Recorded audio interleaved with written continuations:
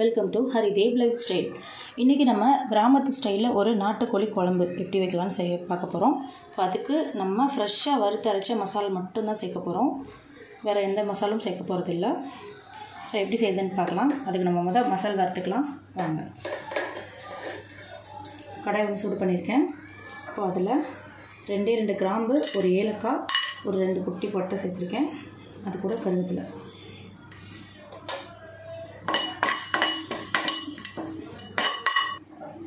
இப்போ இது கூடவே 1 டேபிள் ஸ்பூன் தனியாக வச்சுருக்கேன், அதையும் சேர்த்துக்கலாம். கூடவே 5 வரமிளகாய் எடுத்துருக்கேன்.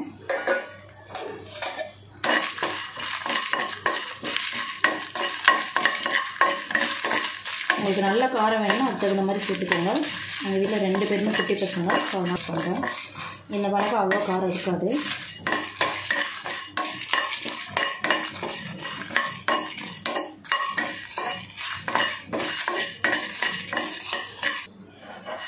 இப்போ நல்லா வறுபட்டுருச்சு.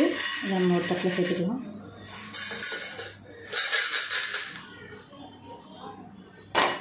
இப்போ திரும்ப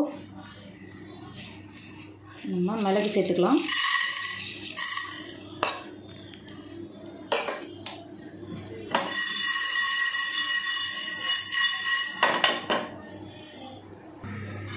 இப்போ மிளகு ஓரளவு வறுபட்டுருச்சு. இப்போ நம்ம அது கூடவே சோம்பு சீரகம் சேர்த்துக்கலாம். 2 1/2 ஸ்பூன் எடுத்து வச்சுருக்கேன்.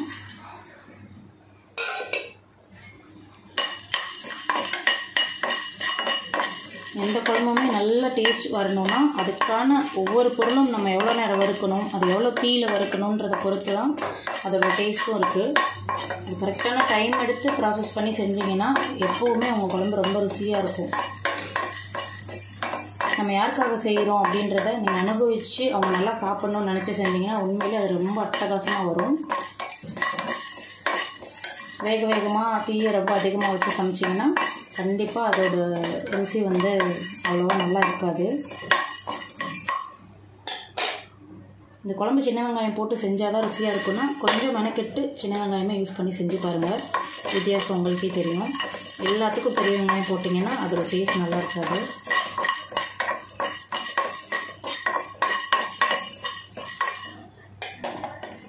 இப்போ நல்ல வாசனை வர அளவுக்கு வறுத்தாச்சு. பாருங்கள், அது நேரம் ரொம்பலாம் மாறலை, ஆனால் நல்லா கமகமான்னு இருக்குது. இப்போ நம்ம அதை தட்டில் சேர்த்து ஆற வச்சிடலாம்.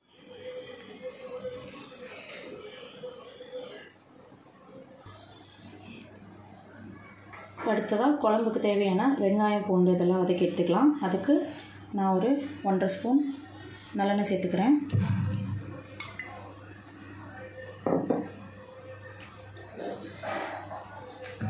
அது கூட உச்சி கழுவி வச்சு சின்ன வெங்காயம் சேர்த்துக்கிறேன்.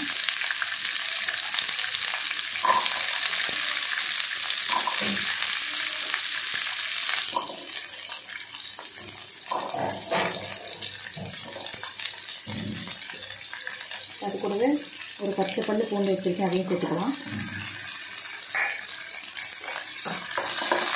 இதையும் நல்லா பொறுமையாக வதக்கிக்கோங்க. வதக்கி நல்ல கண்ணாடி பதம் வரும், அந்த அளவுக்கு நல்லா வதக்கிக்கோங்க. வெங்காயம் இப்போ நல்லா வதங்கிடுச்சு. இதையும் நம்ம ஒரு தட்டில் சேர்த்து ஆற வச்சிடலாம். ஆற வச்சுட்டு நம்ம மசாலா அரைச்சி எடுத்துகிட்டு வந்துக்கலாம்.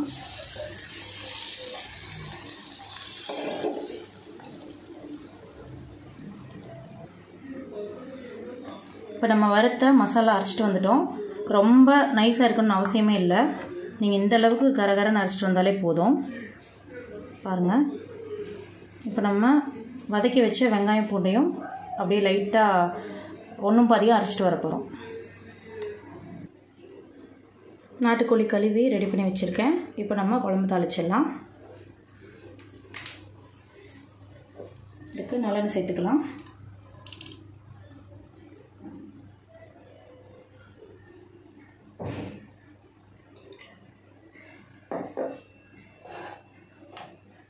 கூட சோம்பு சேர்த்துக்கலாம். சோம்பு பொரியட்டும். ஓகே, இப்போ இது கூட நம்ம கருவேப்பிலை சேர்த்துக்கலாம். இது கூடவே நம்ம கழுவி வச்ச கறி சேர்த்துக்கலாம்.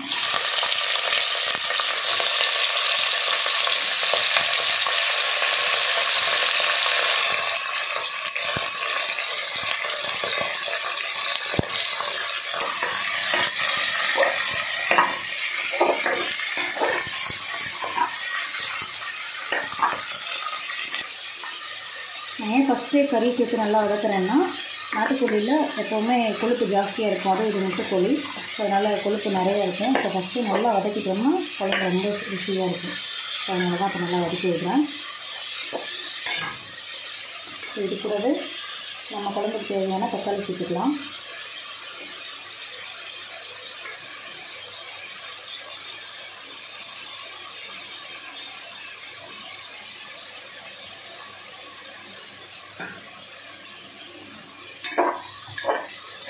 ஒரு 2 பெரிய தக்காளி சேர்த்துருக்கேன். இது இப்போ நல்லா வதக்கிக்கலாம்.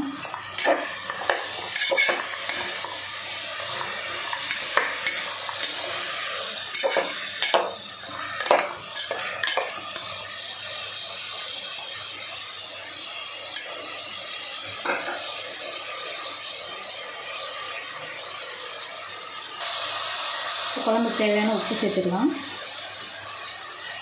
இது கூடவே குழம்புக்கு தேவையான மஞ்சள் தூளையும் சேர்த்துக்கலாம். 1 டீஸ்பூன் சேர்க்குறேன். இது கூடவே நம்ம அரைச்சி வச்ச இந்த மசாலா, ஃப்ரெஷ்ஷான மசாலா அதையும் சேர்த்துக்கலாம்.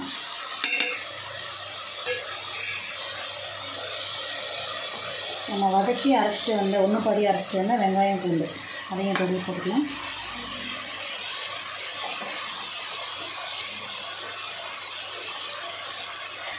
இது எல்லாத்தையும் நல்லா சுருளை கிளறி விடலாம்.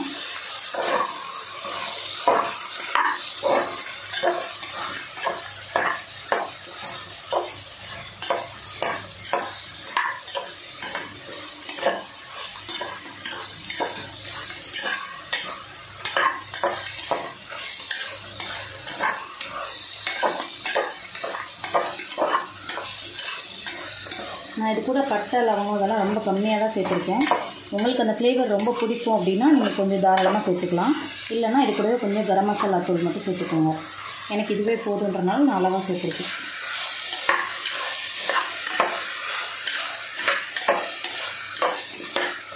இந்த குழம்பு சூப் மாதிரி நல்லா தண்ணியாக தான் இருக்கும், ஆனால் டேஸ்ட்டு அவ்வளோ நல்லாயிருக்கும்.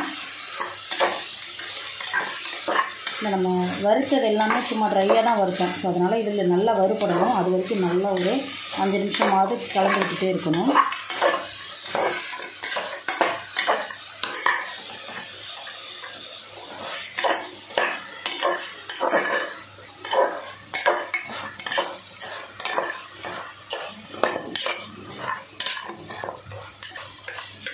இப்போ நல்லா மசால் வந்து சுரண்டு நல்லா வந்துருச்சு, நல்ல வாசனை வருது. இப்போ நம்ம குழம்புக்கு தேவையான தண்ணி சேர்த்துக்கலாம். நான் தாராளமாக தண்ணி ஊற்ற போகிறேன். உங்களுக்கு ரொம்ப தண்ணியாக வேணான்னா நீங்கள் தண்ணி அளவாக ஊற்றிக்கோங்க.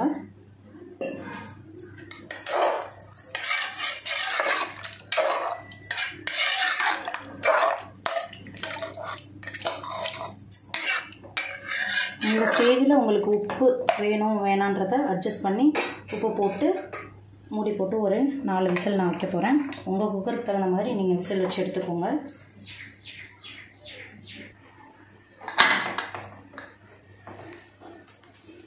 விசில் வந்ததுக்கப்புறம் எப்படி இருக்குதுன்னு நம்ம திறந்து பார்க்கலாம். இப்போ நல்லா தம் ரிலீஸ் ஆகிடுச்சு. இப்போ நம்ம குக்கர் ஓப்பன் பண்ணி பார்க்கலாம்.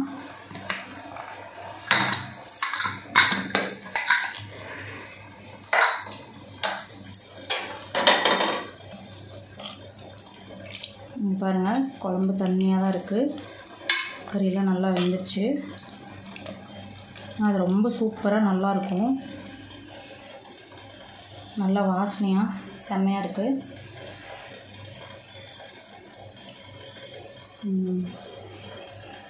நல்ல டேஸ்ட் வந்திருக்கு. கண்டிப்பாக நீங்களும் ட்ரை பண்ணி பாருங்கள். இந்த பெப்பர் நிறைய சேர்த்து செஞ்சிங்கன்னா சளி பிடிச்சவங்களுக்குலாம் நல்லா சூப்பராக இருக்கும். சாப்பிடும்போதே நல்லா உடம்புல இருக்க தேவையில்லாத சளியெல்லாம் கரைய ஆரம்பிச்சிடும். கண்டிப்பாக நீங்களும் இதே ஒரு நாள் வீட்டில் ட்ரை பண்ணி பார்த்துட்டு எப்படி இருந்துச்சுன்னு கமெண்ட் பண்ணுங்கள். கிராமத்து ஸ்டைல் நாட்டுக்கோழி குழம்பை எப்படி வைக்கிறதுன்னு இன்றைக்கி பார்த்தோம். இன்னொரு நல்ல ஒரு வீடியோவோட திரும்பவும் நாளைக்கு சந்திக்கிறேன். இது போன்ற வீடியோவுக்கு ஹரிதேவ் லைஃப் ஸ்டைலை சப்ஸ்கிரைப் பண்ண மறந்துடாதீங்க. தேங்க்யூ ஃபார் வாட்சிங்.